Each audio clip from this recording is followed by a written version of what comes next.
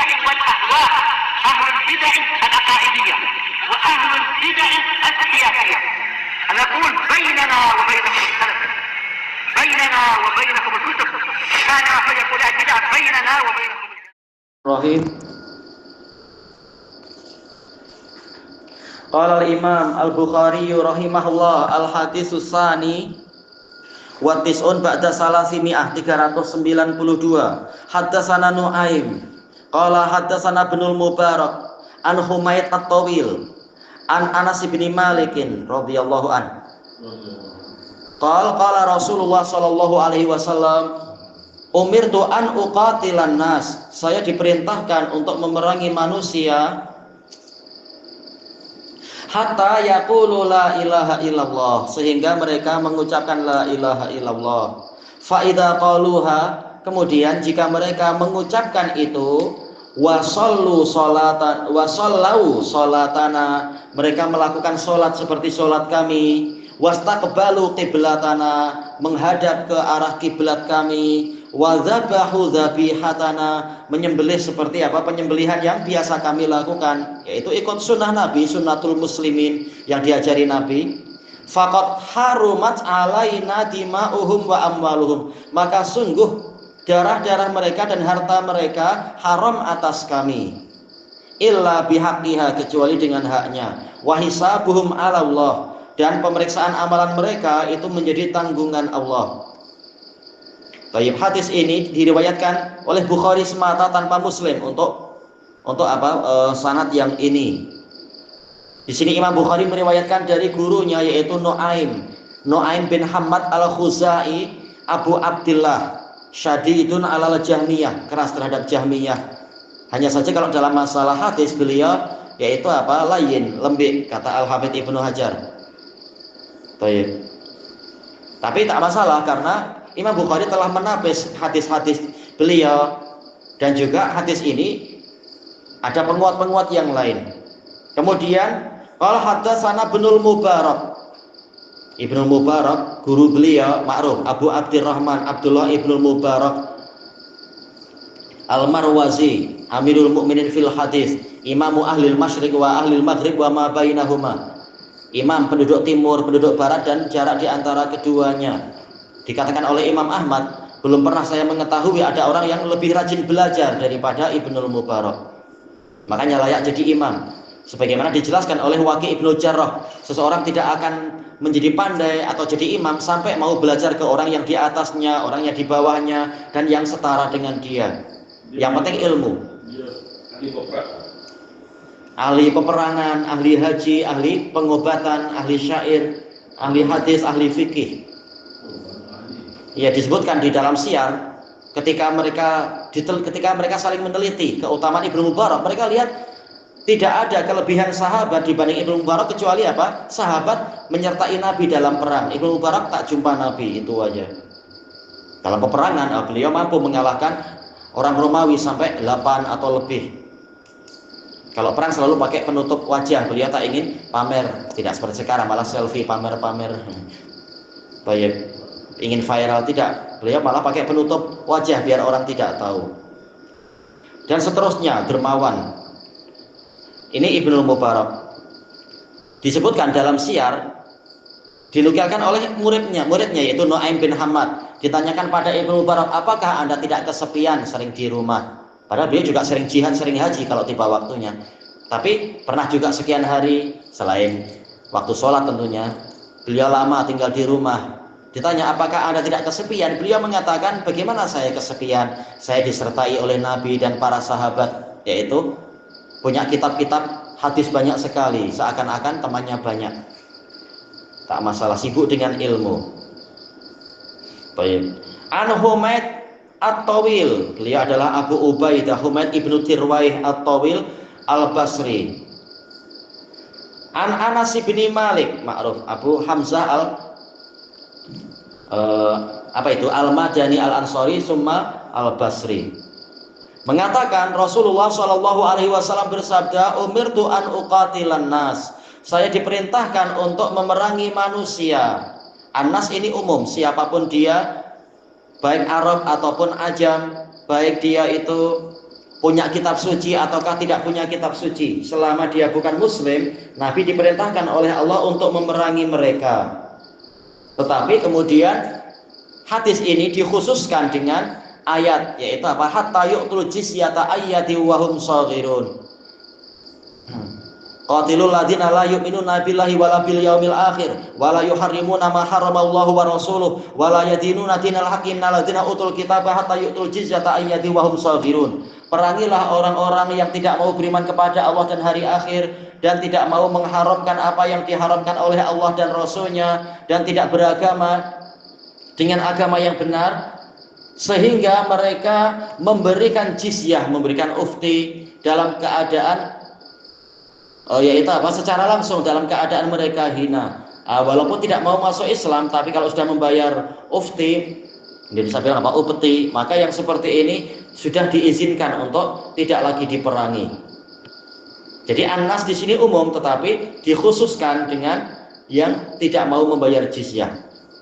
Hatta, ini intiha, harful intiha, sampai bila peperangan itu? Hatta yaqulu la ilaha illallah, sehingga mereka mengucapkan la ilaha illallah. Jadi peperangan kita bukan karena mencari dunia, bukan mencari kekuasaan, bukan mencari harta benda, tidak. Tetapi untuk agar kalimat Allah itulah yang tertinggi. Walaupun mungkin kita tidak mendapatkan ghanimah, tidak apa, yang penting orangnya masuk Islam. Yang penting orangnya mau memberikan apa? Mau untuk menjadi hamba Allah yang baik. Karena kita adalah tentara Allah, kita pelayan Allah, agar orang-orang itu taat pada Allah, bukan agar kita jadi kaya. Tidak seperti orang Syiah pada tahun 400-an Hijriah, kalau tak salah disebutkan ada Raja Yaman yang mendapat keluhan dari sebagian gubernur Sodah, kalau tak salah. Gubernur Sodah mengatakan penghasilan kami sedikit. Maka rajanya mengatakan, ambil dari orang-orang Yahudi yang di situ. Maka orang-orang Yahudi dikumpulkan.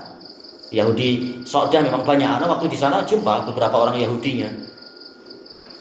Kemudian dikatakan, ini kami ingin penghasilan lebih banyak, maka kalian harus membayar jizyah lebih banyak dari biasanya. Orang Yahudi mengeluh, kenapa jizyahnya dinaikkan, sementara penghasilan kami tidak seberapa. Sudah, kami tidak akan, tolong bebaskan kami dari jizyah, kami akan masuk Islam saja. Ternyata gubernurnya bilang, kami tak perlu Islam kalian, kami ingin kalian bayar jizyah banyak. Ini haram, na'udzubillah. Tidak rela orang Yahudi masuk Islam, malah lebih rela Yahudi tetap kafir, tapi kami dapat duit banyak. Ini jahat, yang seperti itu membuat nama Islam buruk.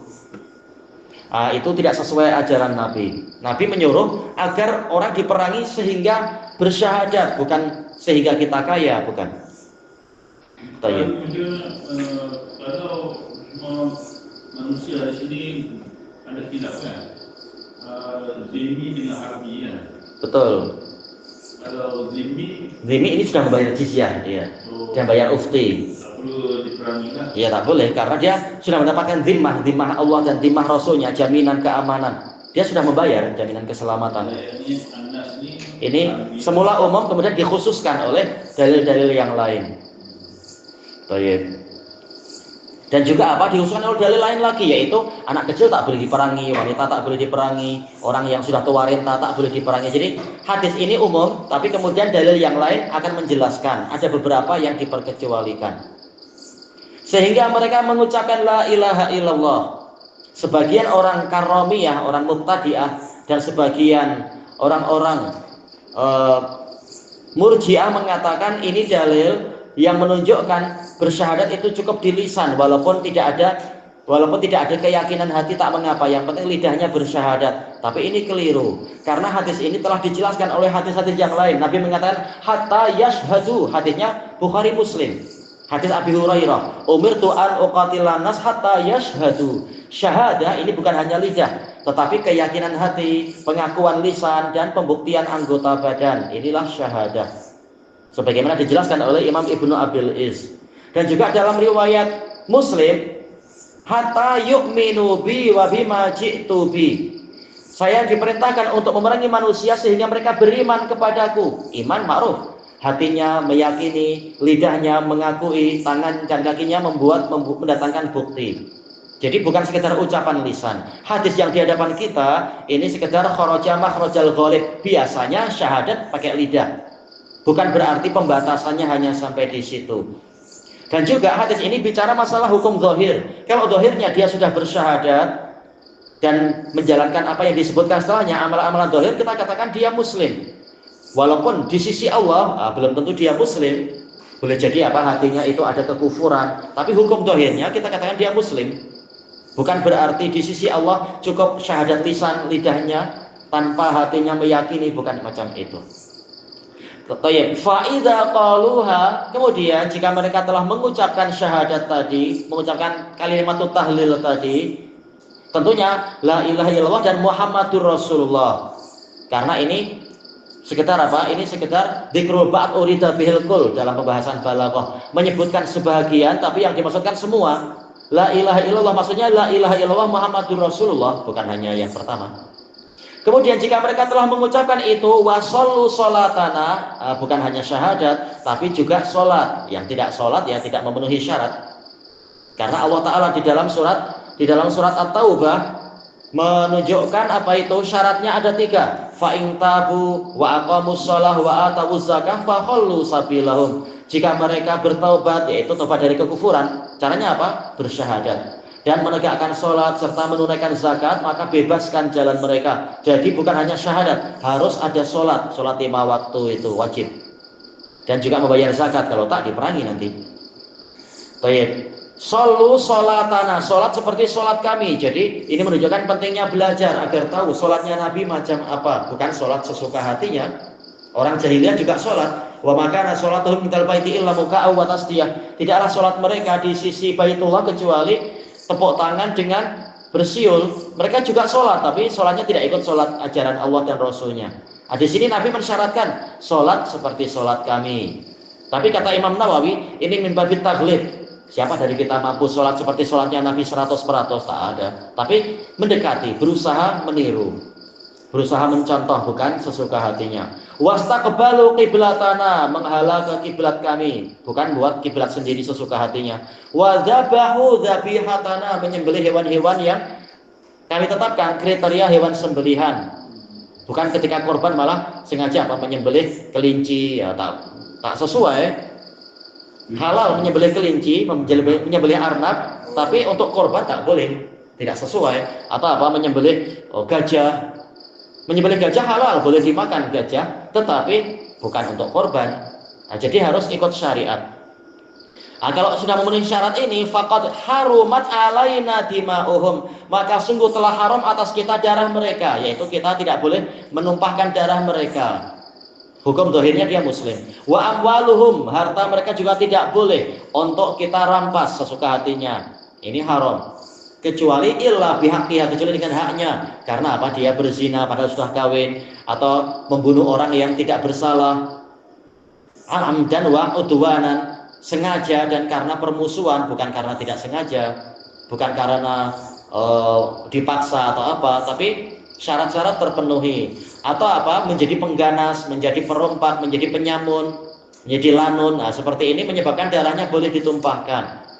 Atau karena ya karena perlu khitan. Itu darah tumpah sedikit, tak itu hak Islam, tak Baik, wa hisabuhum 'ala Allah, pemeriksaan amalan mereka menjadi tanggung jawab Allah. Kata Imam Nawawi, hadis ini dalil bahwasanya kita wajib menghukumi manusia sesuai zahirnya. Kalau zahirnya baik, kita akan baik. Sampai ada bukti mereka membatalkan keislaman dengan mungkin sengaja menginjak Quran, meludahi Quran dengan sengaja, naudzubillah, atau berbuat syirik akbar setelah dia tahu itu adalah syirik akbar misalkan. Adapun masalah rahasia hati dia, kita serahkan pada Allah. Kita tak tahu perkara gaib. Nanti di hari kiamat, yaumatu bilas sarair, hari di mana rahasia ditampilkan. Nanti akan terbongkar siapa muslim yang sebenar, siapa yang penipunya. Apa yang menjadi sisi pendalilan sekarang ini, yaitu masalah menghadap ke kiblat. Berarti kaki juga menghadap kiblat, ujung-ujung jari kaki juga menghadap ke kiblat. Disinilah pembahasannya, yaitu sholatnya seperti itu. Ilahuna wallahu a'lam. Subhanakallahumma wa bihamdika la ilaha illa anta astaghfiruka wa atubu ilaik. Alhamdulillahirabbil alamin. Jazakumullahu khairan.